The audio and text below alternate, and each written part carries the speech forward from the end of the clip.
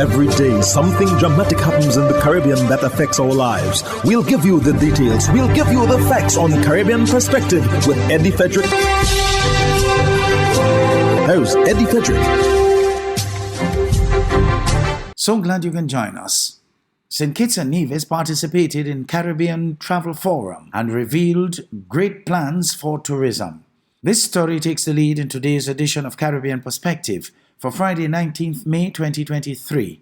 Details when we return. Hubbard's Motor Department Mount Gay and Hubbard's Tire Bay, located at the Building Supplies Compound in Grand Anse, are reminding the motoring public that another round for licensing and inspection has begun. Just arrived on new shipments of quality furrowed and torque tires to fit all makes and models of vehicles at competitive pricing. Shop early to avoid the hassle of long lines. WhatsApp them on 473-405-5482.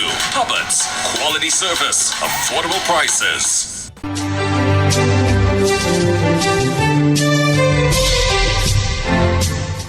Welcome back. The St. Kitts and Nevis Tourism Authority participated in the recently concluded Caribbean Travel Forum, an event of the Caribbean Hotel and Tourism Association CHTA that focused on issues such as intra-Caribbean travel, multi-destination marketing, technology and sustainability. Ellison Tommy Thompson, the Chief Executive Officer of St. Kitts and Nevis Tourism Authority, attended the forum. Glenn Bart of SKN Newsline reports. The St. Kitts Tourism Authority participated in the recently concluded Caribbean Travel Forum, an event of the Caribbean Hotel and Tourism Association that focused on issues such as intra-Caribbean travel, multi-destination marketing, technology, and sustainability.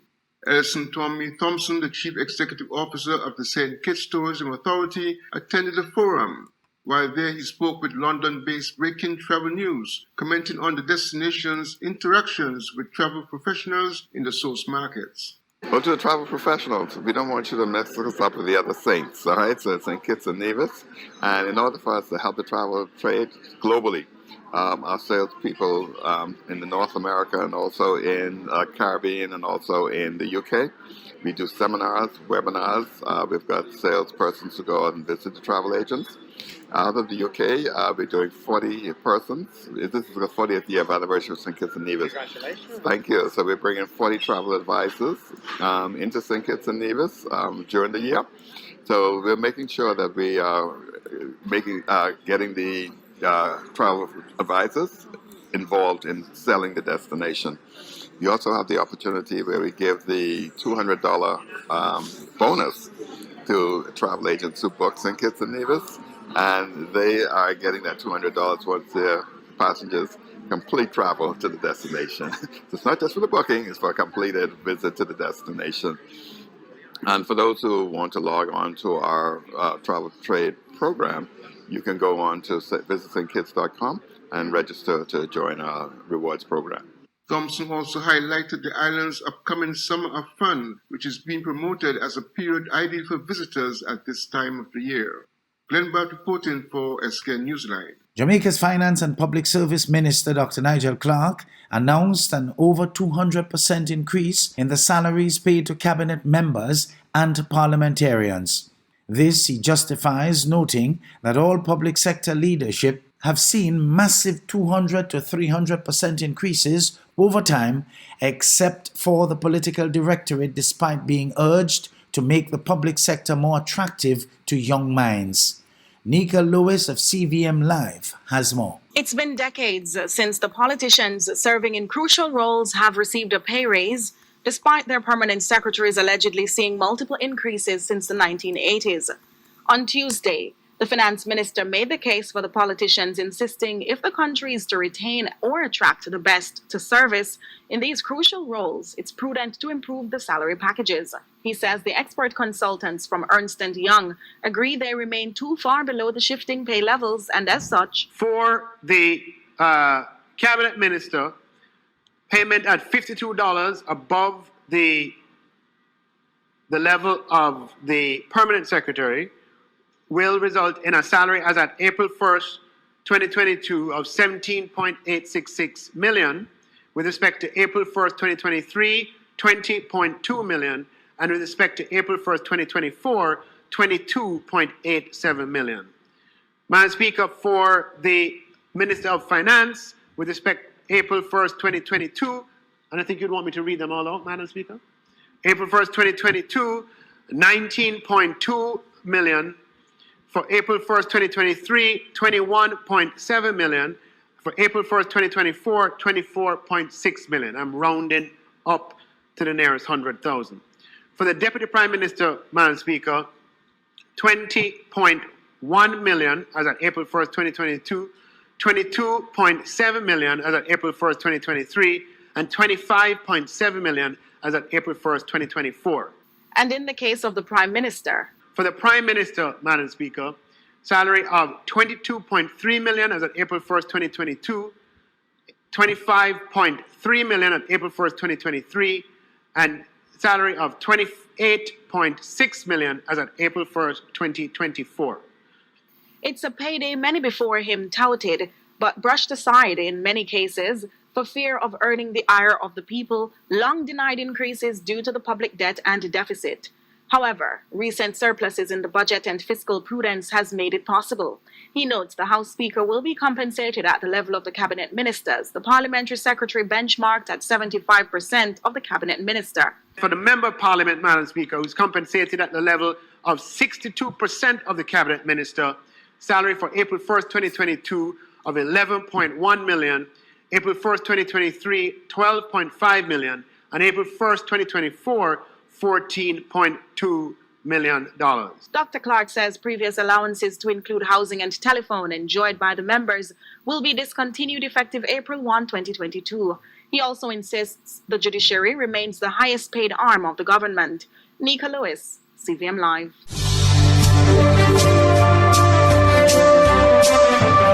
You're listening to Caribbean Perspective with Eddie Frederick.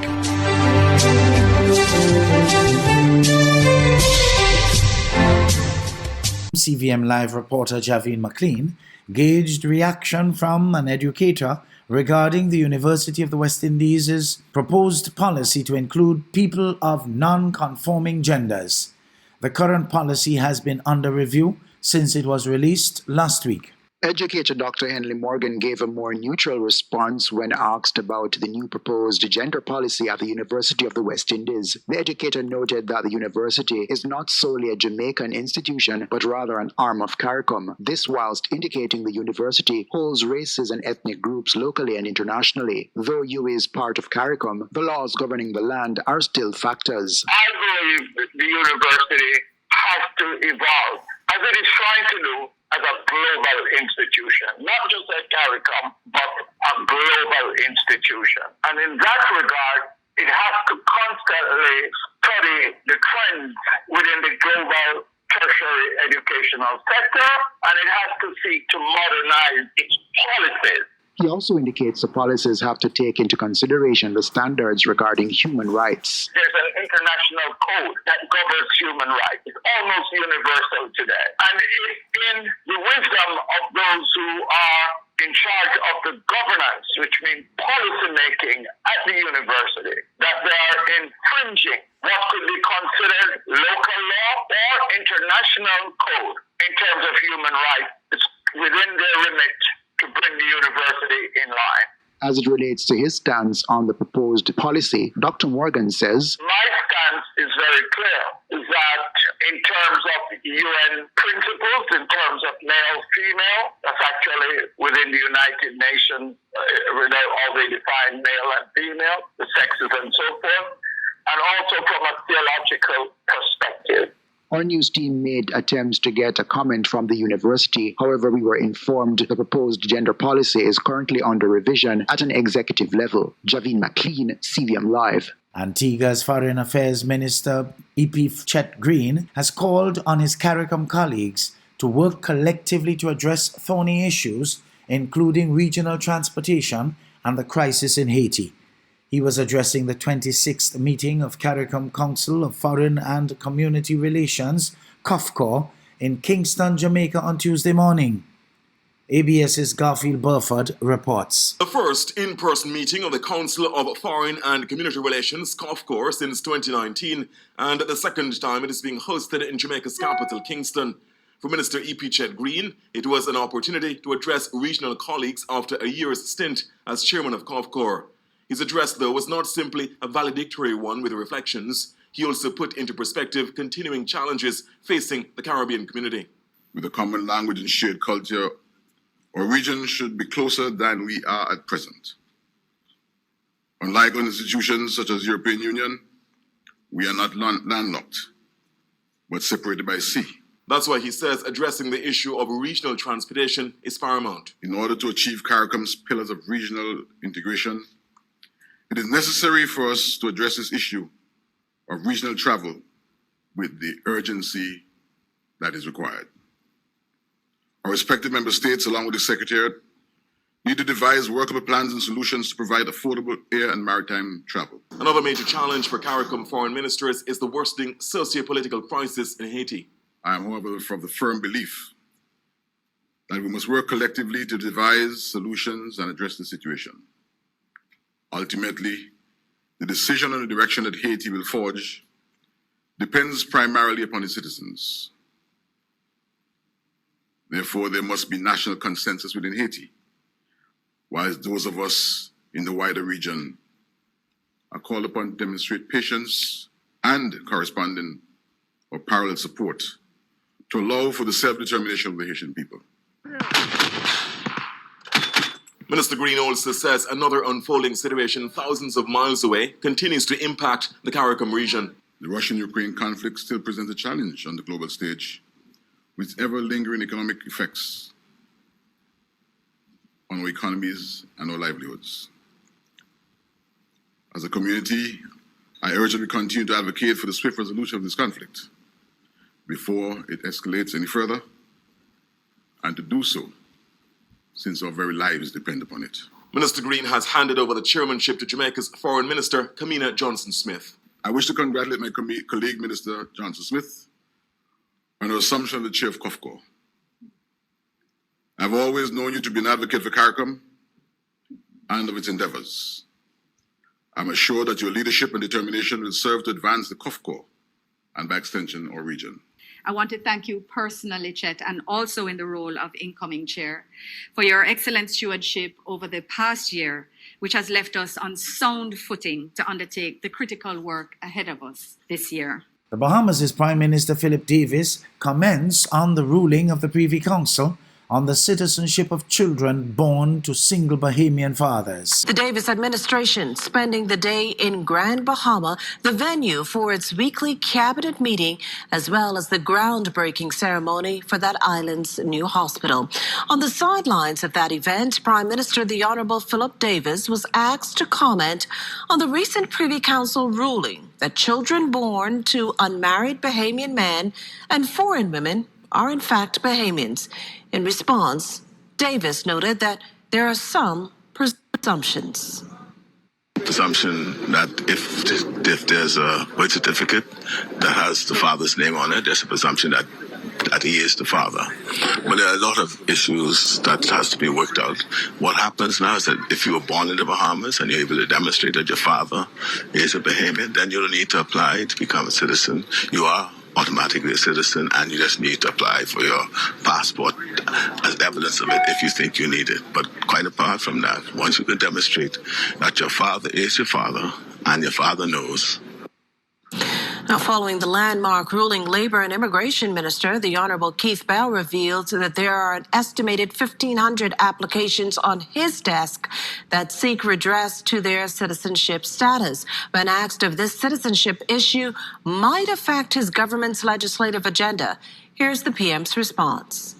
Awaiting some advice from the Attorney General's office on where we are going, and I know his office is looking at what steps to be taken going forward, but that's not a priority at this time because you have the court ruling, and the court ruling right now settles what the law is. The question is how it is to be. Hubbard's is once again innovating the way you shop with its new online store, providing 24-hour shopping convenience. You can shop now for appliances, hardware, houseware, building material, and more. Free delivery island-wide.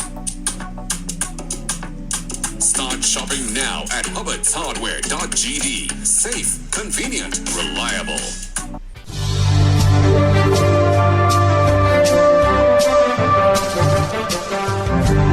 am Eddie Frederick. This has been Caribbean Perspective, a whole new approach to highlighting developments in the Caribbean. In the meantime, please continue to log on to CaribbeanPerspective.com for more daily news and more.